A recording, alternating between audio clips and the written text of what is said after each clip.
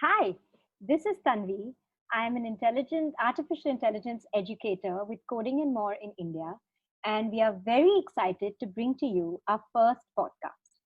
Today, I have with me a very special guest, Ms. Sarah Haq. Sarah is a senior data scientist at Upday who's skilled at building and monitoring machine learning models, and she's also a mentor at the Women in AI Academy. So, hi, Sarah. So happy to have you on board with us. Hi, thank you so much for the nice introduction. Thank you. Thank you for inviting me. I'm really Thank excited to you. be here. Yes. So, I've already given a little bit of a brief introduction, but why don't you tell me a little bit more about yourself? Maybe your educational background, where you're from. Sure. So I graduated in 2011. I studied maths and economics at the London School of Economics. So at the time, the world of data science and machine learning and artificial intelligence was completely alien to me. Yes.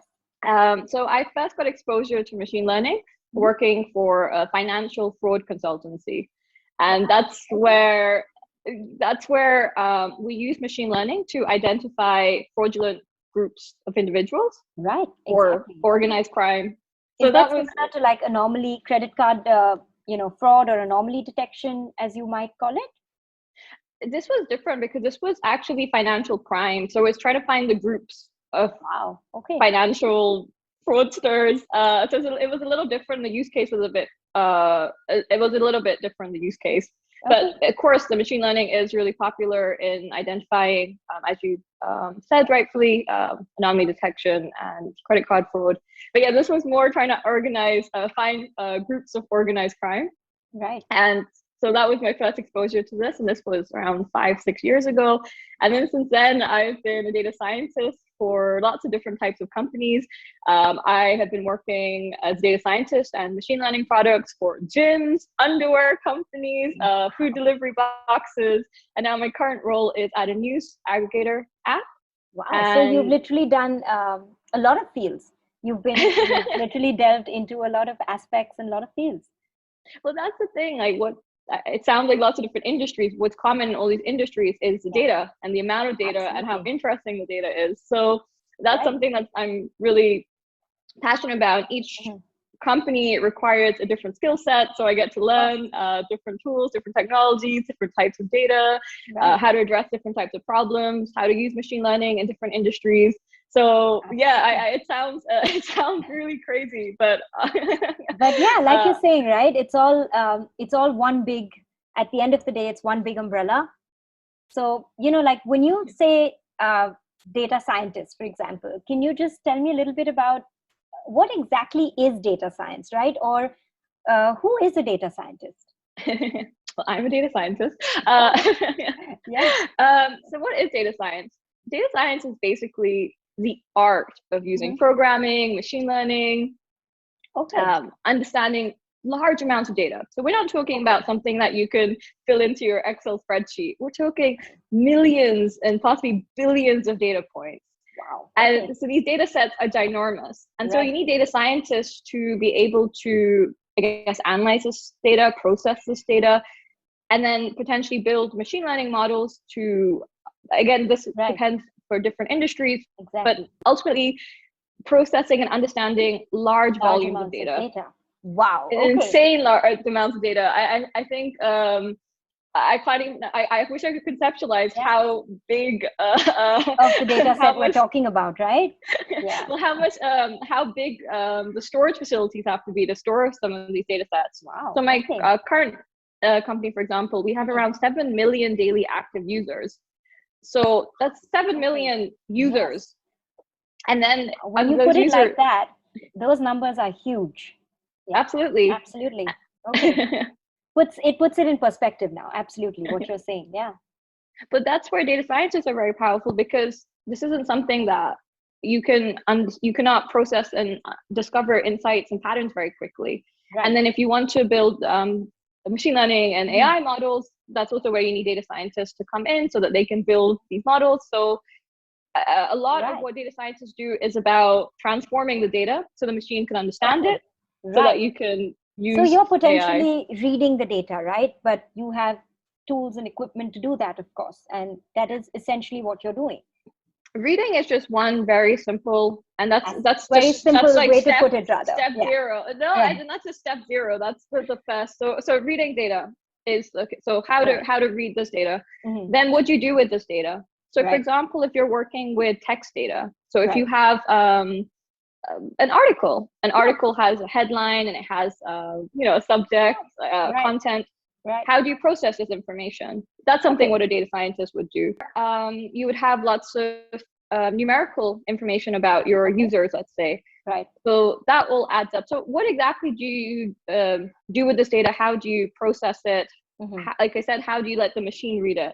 Right. So the machine understands data points as ones and zeros. Yes. So that's what data science is so doing. More mathematical, right? That's the language rather that the computer understands.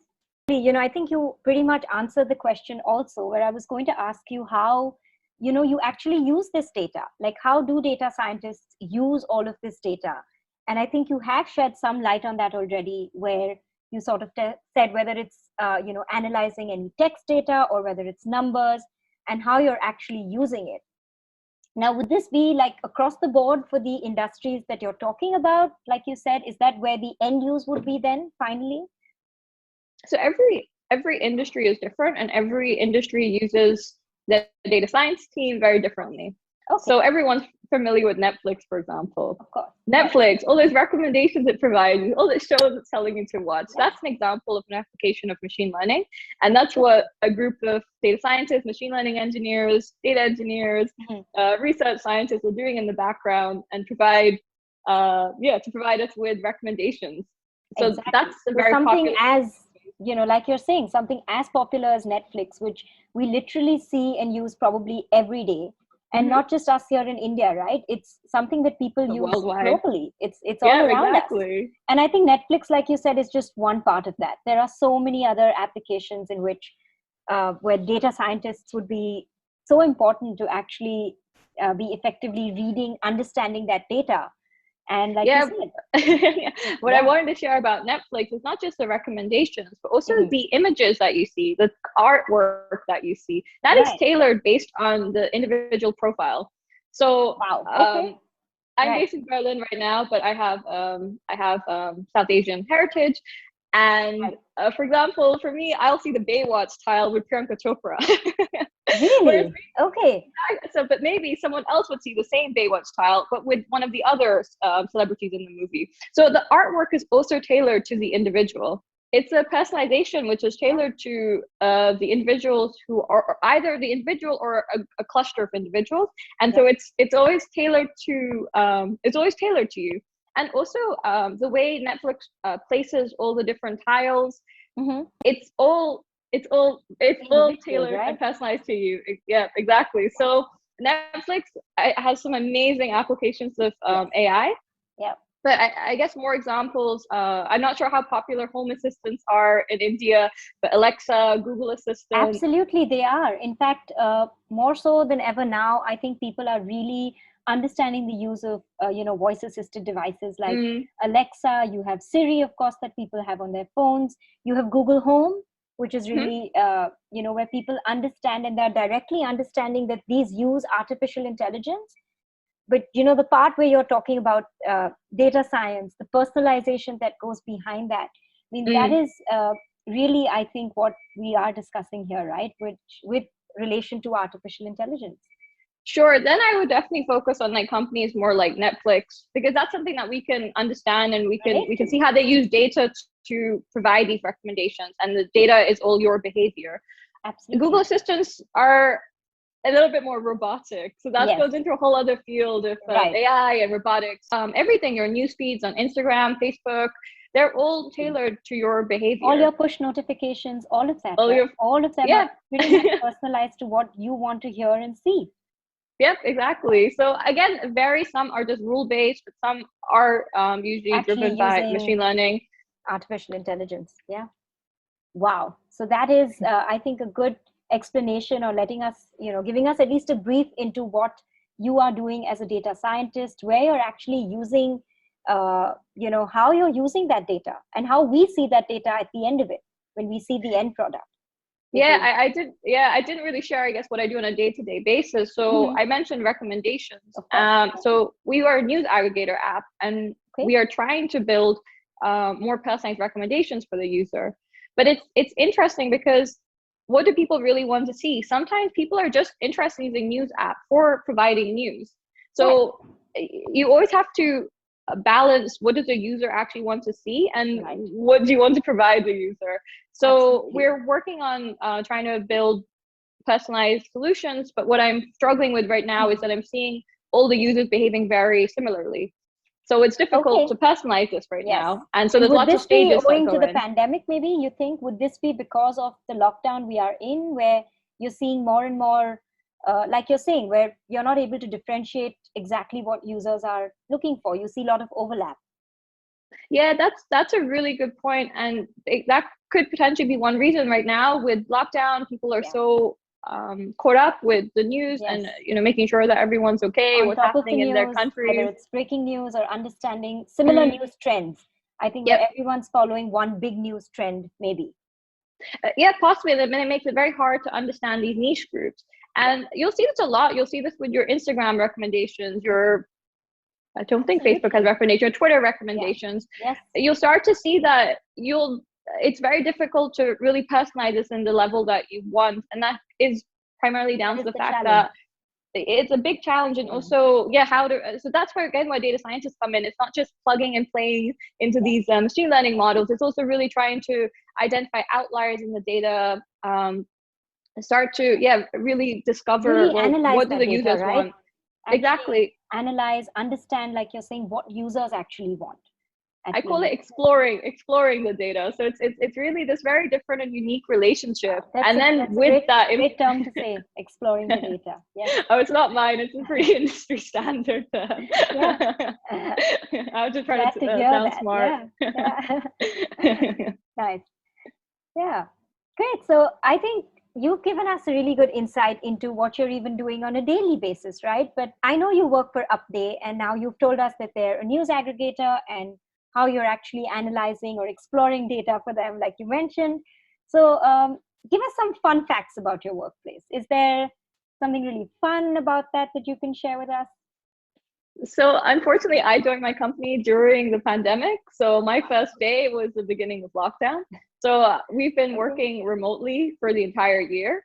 Okay. So it's been a really interesting learning experience. Yeah, how to join a company remotely. Remotely, So yeah.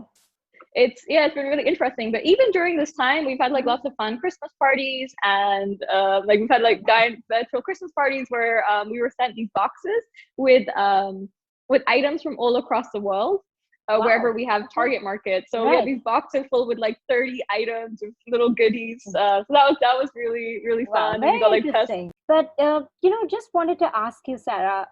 I understand that we have a lot of students who are girls, and I just want you to give us a little insight into: do you see any gender-based inequality in your field, in the field you're in, and why girls should be inspired either way, Mm. to embark on this journey?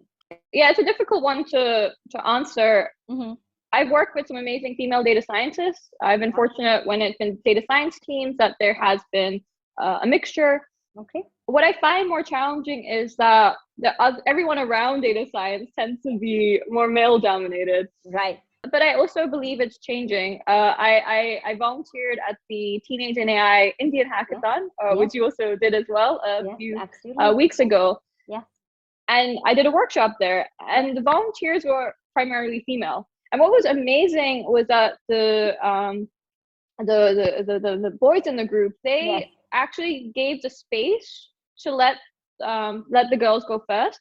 We look at the CEOs across the world, and Yes. Pepsi, for example. Absolutely. Uh, Absolutely. Yes. uh, so Pepsi, for example, yeah, has a female woman of color CEO. I mean, that's amazing. For me, that gives me hope for the future, and Absolutely.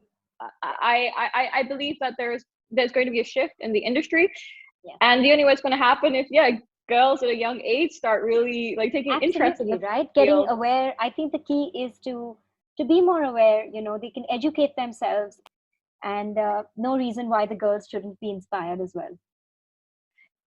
yeah, they just, I hope they're inspired, and I hope they find the field interesting, because especially data is not going, it's not going anywhere anytime soon. And Absolutely the power not. and the how you can use data. I say it's like it's gold of the industry right now. Wow. I've also heard that before, where they say data is the fuel of the industry, right? It definitely is, right? It is what is fueling up so many things around us today.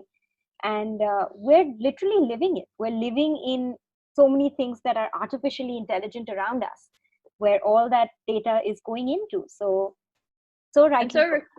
so it definitely requires, it really requires girls to start studying now, start learning how to code, start educating yourself about machine learning, deep learning, or AI in general.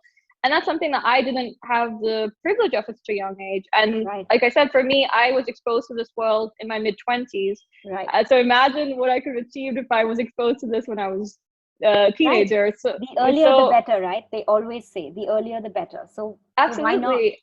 Yeah. So I really hope that, yeah, with the organizations like yours, yeah, that the I and hope not just so too. girls, but I hope everyone, takes Absolutely. advantages. And Students and yeah, students, children across the board get inspired, of course. Yes. yeah, but we definitely need just more representation, for in terms of Right. thought, and people approaching Yes. all these problems with a very different perspective. And I think that's really important. I'm tired of seeing the Absolutely. same type of profiles, different Yes. people. Let's embrace everyone's unique way of thinking. And I Absolutely. really am optimistic that it's going to be a different Lovely. world in 5, 10 Yeah. years time. Super. Yeah, I think that's the sort of positive outlook that we all are looking for, right? And we all need more than anything else today. Yeah. So great. So how about what you read, Sarah, like if you were to just give our listeners a little bit of insight into maybe some websites, some popular blogs, or, certain popular books that they could read to increase their knowledge, maybe that would be helpful to just understand AI and, machine learning. Yeah. So I think Google is your friend. You can Absolutely. you can Right. Google absolutely anything. Right. I think it's a little tricky to answer this one, because I go to attend a lot of conferences, for example, which are Okay. tailored to people in industry. Right. Okay. But there's lots of different organizations out there, Mm-hmm. like women who code, data science, Right. Pi ladies. Right. I'm not sure what their presence is like in India, but there's no reason why people can't join it at a younger age, because these Absolutely. communities provide lots of different types of workshops. And Okay. again, it's a great way to network with people, and they provide lots of different That's a great resources. idea, actually, right? Joining these communities just so you can children can sort of join their workshops, they can gain more knowledge, and you're building that community, like you said, and you don't have to be only in one part of the world to do that. There's all these popular tools with Scratch for AI for kids, Okay. and Yes. there's Yes. there's more And kids curriculums. love Scratch, right? I think they have Mm, been exposed to it at a good enough age where they are able to tinker around with it, yeah, understand it a little bit. And like you're saying, I think Scratch is a great tool to get them started, to get them involved, building, getting that logical reasoning across, understanding, you know. yeah, but then it's sort of the next level, which is like start learning Python, for example, start Absolutely. learning SQL, for example, start just building, start just playing Just around. educating yourself, right? Educate yourself, Exactly. become more aware. I think that Yeah, is the key. I think Kaggle is most probably the best Okay. example. There's lots of, for example, trying to predict the Titanic survival rate is a very popular case study. So that's Yes. a good way of seeing people in action, and anyone can pick it up, and Right. everything's in one place. So Right. yeah, I would recommend Kaggle. Okay. Yeah, that's a good one to have. I think that's a good recommendation. Thank you, Sarah. Great. So, I mean, I think we have touched upon so many things that you have told us about with data science, machine learning. But, you know, any few words of wisdom, maybe for our students who want to actually take this up as a career opportunity, just like what you're doing now? Like I said, start early. I think it's about just educating yourself. There's so many resources online. Netflix has some really good documentaries, which also talks about the Right. some of the biases right now. So coded bias. I think And people just need to educate themselves. Don't be afraid. It's a really interesting field.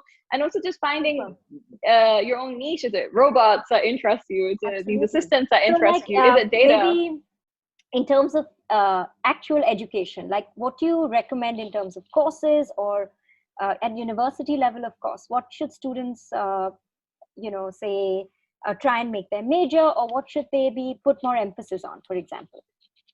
Yeah, that's a good question. I think it's good to stay relatively general and not force yourself in an industry, especially at such a young age. So I studied maths, for example, and maths opens up a lot of doors. Right. I think you can study one thing and learn things on the side. Absolutely. So maybe if I go back in time, I would have, I also studied maths, but I would have thought about getting into coding a bit earlier. Okay. So I hated science, coding right? at the age. Maybe computer science. It really depends. If you are 100% sure this is what you want. Computer science is also an amazing degree. I didn't study that, but like I said, there's lots of things you can learn. There's so many courses out there, Coursera, Udemy, and so many places you can learn.